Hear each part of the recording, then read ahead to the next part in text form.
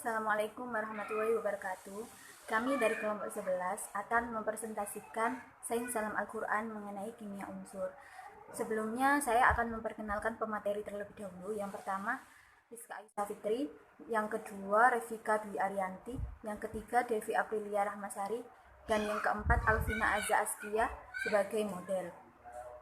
Untuk materi yang pertama akan dipresentasikan oleh Revika Dwi Arianti. Sebelumnya, marilah kita pelajari konsep dasarnya terlebih dahulu. Jadi, unsur itu suatu bahan murni yang terdiri dari proton, neutron, dan elektron sebagai pembentuk unsurnya. Unsur kimia sendiri adalah sebuah zat yang mengandung satu jenis atom dan memiliki jumlah proton yang sama dengan inti atomnya, yaitu nomor atom atau zat yang sama. Nah, sebanyak 118 unsur telah diidentifikasi. Dari sekian banyak unsur yang telah diidentifikasi tersebut, besi adalah unsur penyusun bumi yang paling melimpah, kemudian disusul dengan oksigen. Selain besi dan oksigen, ada pula tembaga, emas, dan perak yang memiliki manfaat begitu besar bagi kehidupan sehari-hari. 5 unsur yang disebutkan tadi merupakan unsur-unsur istimewa yang memiliki tempat khusus dalam Al-Quran. Nah, untuk mengetahui lebih lanjut, silahkan simak terus videonya sampai habis. Saya akan menjelaskan tentang sifat-sifat dan kegunaan oksigen, besi, tembaga, emas, dan perak. Untuk yang pertama yaitu besi. Besi memiliki sifat fisika yaitu berwujud padat pada suhu kamar dan berwarna keabu-abuan, penghantar panas yang baik, bersifat keras dan kuat, memiliki titik lebur 1536 Celcius dan titik didih 2860 Celcius. Untuk sifat kimianya, logam murni besi sangat reaktif secara kimiawi dan mudah terkorosi, mudah bereaksi dengan unsur-unsur non-logam larut dalam asam-asam mineral encer, serta oksidanya bersifat amfoter.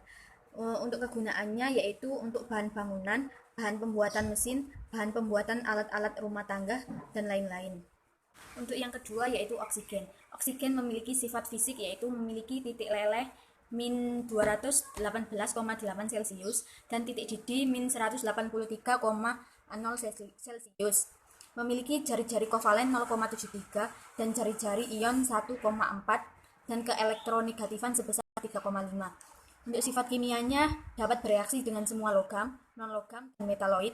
Molekul oksigen merupakan gas reaktif serta oksigen mempunyai aleotrop yaitu ozon.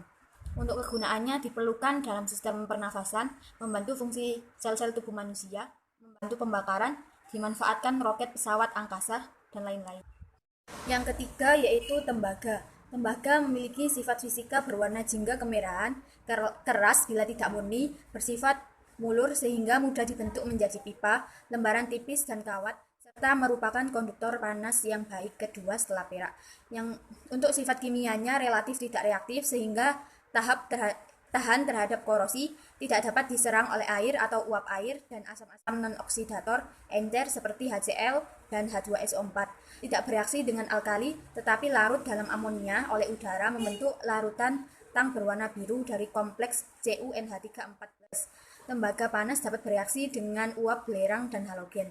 Untuk kegunaannya, tembaga digunakan untuk penghantar listrik, seng digunakan sebagai pelapis besi. Yang keempat yaitu emas. Emas memiliki sifat fisika yaitu berwarna kuning dan relatif lunak, mudah ditempah dan paling mudah memuai. Memiliki titik leleh 1064 Celcius.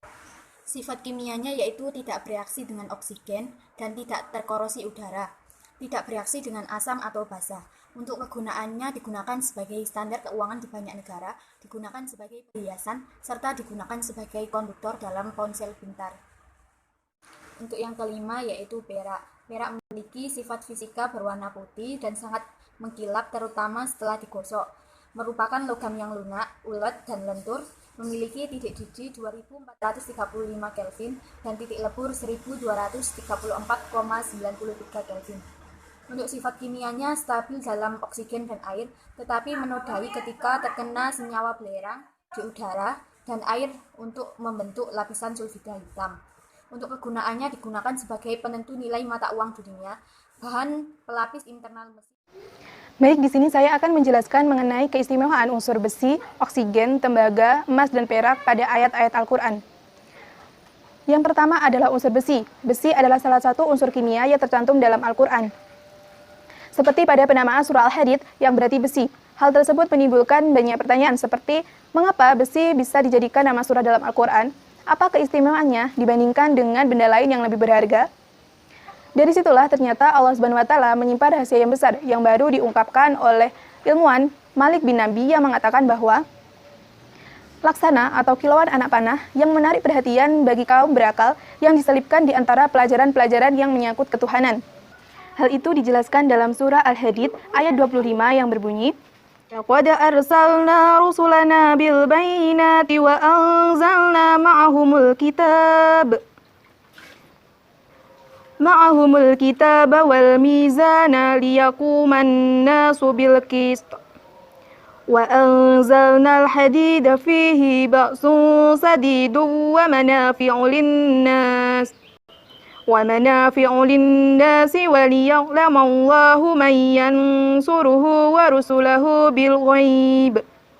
Innallaha qawiyyun aziz." Yang artinya, sungguh kami telah mengutus rasul-rasul kami dengan bukti-bukti yang nyata, dan kami turunkan bersama mereka kitab dan raja atau keadilan, agar manusia dapat berlaku adil. Dan kami menciptakan besi yang mempunyai kekuatan hebat dan banyak manfaat bagi manusia, dan agar Allah mengetahui siapa yang menolong agamanya dan rasul-rasulnya, walaupun Allah tidak dilihatnya. Sesungguhnya Allah Maha Kuat lagi Maha Perkasa. Pada ayat tersebut ada kata wa anzalna hadida, yang artinya dan kami turunkan besi. Hal itu berarti besi tidak dibuat di bumi, melainkan diturunkan dari langit. Besi mempunyai banyak manfaat bagi kehidupan sehari-hari, seperti dalam pembuatan perabotan rumah tangga, alat perlindungan diri, misalnya baju besi untuk perlindungan diri saat berperang, seperti yang tercantum dalam surah As-Saba ayat 11.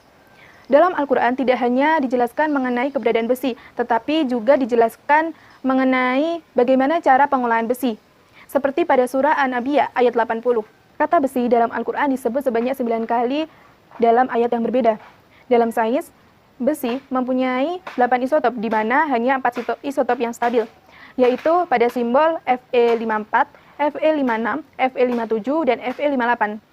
Bukan suatu kebetulan semata bahwa surah Al-Hadid yang berarti besi merupakan surah ke-57 dalam Al-Quran, di mana 57 itu adalah salah satu isotop dari besi. Hal itu menunjukkan bahwa besi adalah suatu unsur yang memiliki tempat khusus dalam Al-Quran.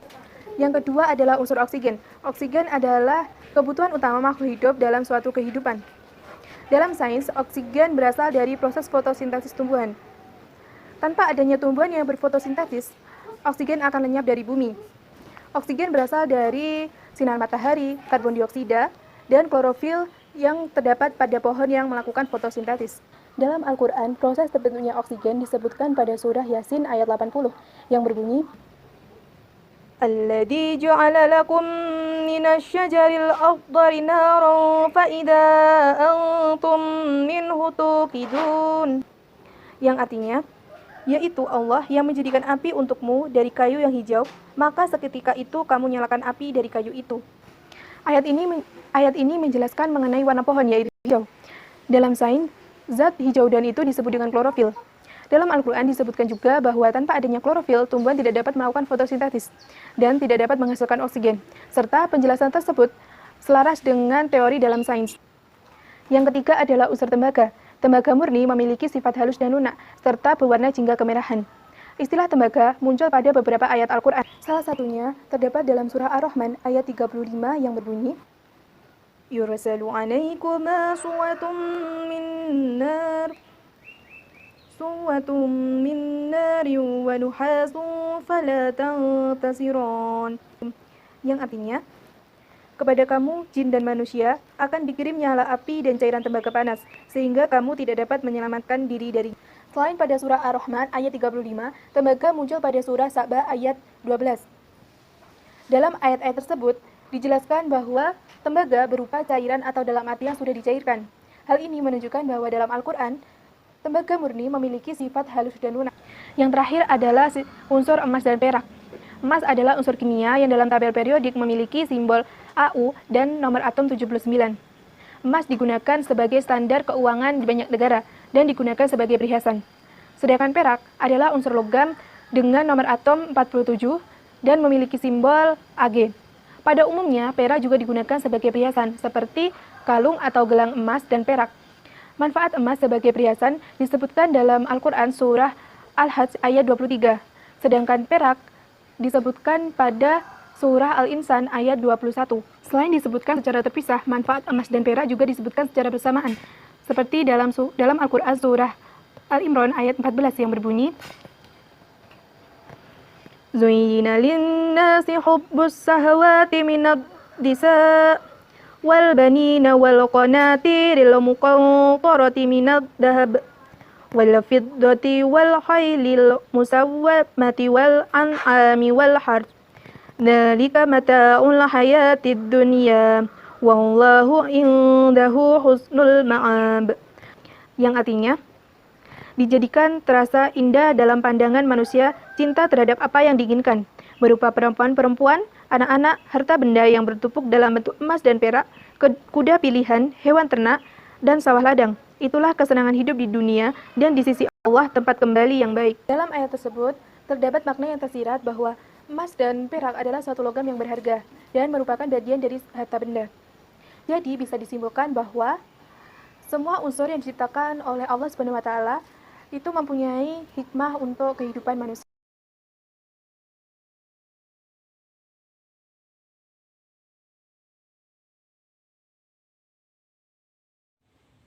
Assalamualaikum warahmatullahi wabarakatuh. Waalaikumsalam warahmatullahi wabarakatuh. Selamat pagi anak-anak. Pagi Bu. Sebelum memulai pembelajaran pada pagi hari ini, alangkah lebih baiknya kita berdoa terlebih dahulu. Untuk itu, ketua kelasnya Ibu persilahkan untuk memimpin doa. Berdoa mulai. Doa selesai. Alhamdulillahirrahmanirrahim. Hari ini kita masih diberikan kesempatan oleh Allah Subhanahu wa taala untuk thalabul ilmi atau menuntut ilmu, dan pula dalam keadaan sehat walafiat. Nah, hari ini kita akan membahas lanjutan dari materi minggu lalu. Namun sebelumnya Ibu akan bertanya terlebih dahulu kepada kalian. Nah, untuk itu Ibu ingin bertanya, udara yang kita gunakan sebagai kunci dari pernafasan kita itu biasa disebut dengan apa? Oksigen. Betul sekali, oksigen. Yang kedua, jika di rumah kalian ada pagar yang digunakan sebagai pelindung rumah kalian, itu biasanya terbuat dari apa dan juga mengapa dibuat dari bahan tersebut? Besi karena memiliki kekuatan yang kuat. Betul, dibuat dari besi karena besi memiliki kekuatan, seperti itu ya. Jadi, seperti yang Ibu katakan tadi, hari ini kita akan membahas mengenai lanjutan dari minggu kemarin.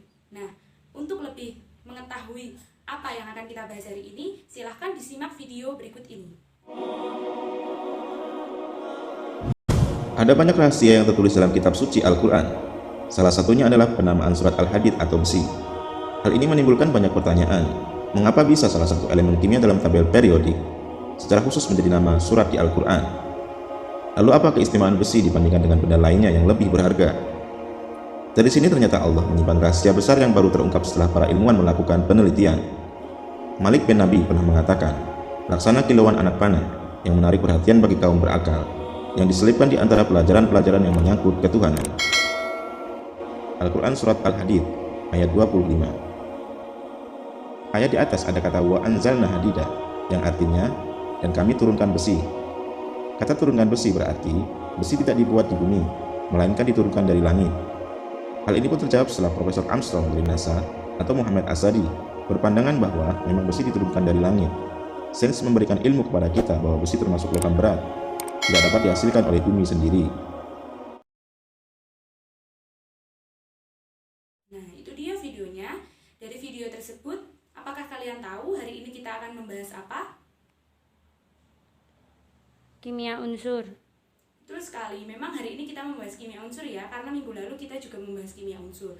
Namun pada pertemuan kali ini lebih konsentrasi kepada unsur-unsur dalam kimia yang memiliki keistimewaan dalam Al-Quran, sehingga mendapat tempat khusus dalam surah-surah Al-Quran. Nah, untuk hari ini ada 5 unsur yang akan kita bahas, yaitu unsur tembaga, emas, perak, besi, dan juga oksigen. Dan yang akan kita bahas adalah sifatnya, manfaatnya bagi kehidupan, serta surah-surah apa saja yang telah menyebutkan mereka dalam Al-Quran. Untuk itu kita mulai pembelajarannya pada pagi hari ini. Nah, seperti itu ya anak-anak penjelasan dari sifat-sifat, manfaat, dan pula keistimewaan dari beberapa unsur dalam Al-Quran. Nah, keistimewaan yang telah kita bahas tadi adalah tembaga, emas, perak, dan juga besi. Kita telaah untuk besi. Besi memang salah satu unsur yang begitu istimewa sehingga dalam Al-Quran disebutkan dalam satu surah yaitu Al-Hadid ayat 25 yang tadi sudah dibacakan oleh temanmu, baik lafalnya ataupun artinya. Nah, untuk itu Al-Hadid sendiri adalah, jika diartikan dalam bahasa Indonesia, itu adalah berarti besi. Dan Al-Hadid memiliki nomor surah 57 yang sama halnya dengan isotop yang paling stabil yang dimiliki oleh besi, yaitu dalam sains disebutkan bahwa 57 adalah nomor isotop dari besi yang paling stabil, dan itu merupakan bukan kebetulan belaka, melainkan adalah isyarat dari Allah jika memang besi adalah suatu unsur yang diturunkan untuk membantu kehidupan sehari-hari manusia di muka bumi ini. Dan pula tadi juga sudah Ibu tampilkan bagaimana Al-Quran menjelaskan mengenai besi dalam video yang telah disimak bersama-sama tadi, dan bagaimana keistimewaan besi dalam Al-Quran itu tadi. Yang terakhir adalah oksigen. Menurut sains, oksigen bisa diproduksi dari fotosintesis tumbuhan hijau. Betul seperti itu ya, dari fotosintesis tumbuhan hijau. Nah, dalam fotosintesis itu sendiri dibutuhkan adanya klorofil atau zat hijau daun dan juga sinar matahari. Oleh sebab itu dibutuhkan tumbuhan-tumbuhan hijau di muka bumi ini agar oksigen selalu bisa diproduksi setiap harinya. Nah, maka oleh sebab itu atas kebesaran Allah telah diciptakan pula tumbuhan-tumbuhan hijau dalam muka bumi ini yang dijelaskan tersirat dalam surah Yasin ayat 80 yang bunyinya Bismillahirrahmanirrahim. Alladzi ja'ala lakum minas sajari akhdari naran faida antum minhu tukhidun. Nah, yang artinya siapa yang tahu artinya? Saya, Bu. Silahkan artinya dibacakan. Yaitu Tuhan yang menjadikan untukmu api dari kayu yang hijau, maka tiba-tiba kamu nyalakan api dari kayu itu. Alhamdulillahirrahmanirrahim. Tepat sekali artinya seperti itu. Nah, memang sudah diisyaratkan bahwasanya memang tumbuhan diciptakan berwarna hijau agar bisa melakukan fotosintesis dan kemudian menghasilkan oksigen yang menjadi kunci dari kehidupan makhluk di muka bumi ini. Seperti itulah anak-anak keistimewaan dan juga sifat dan manfaat dari kimia unsur yang ada di sekitar kita. Mungkin ada yang ingin ditanyakan, bisa ditanyakan. Apakah kalian sudah paham dengan materi yang Ibu berikan? Sudah. Adakah yang ingin ditanyakan? Tidak. Alhamdulillah tidak ada. Jadi hari ini alhamdulillah kita bisa belajar kimia dan pula belajar Al-Quran.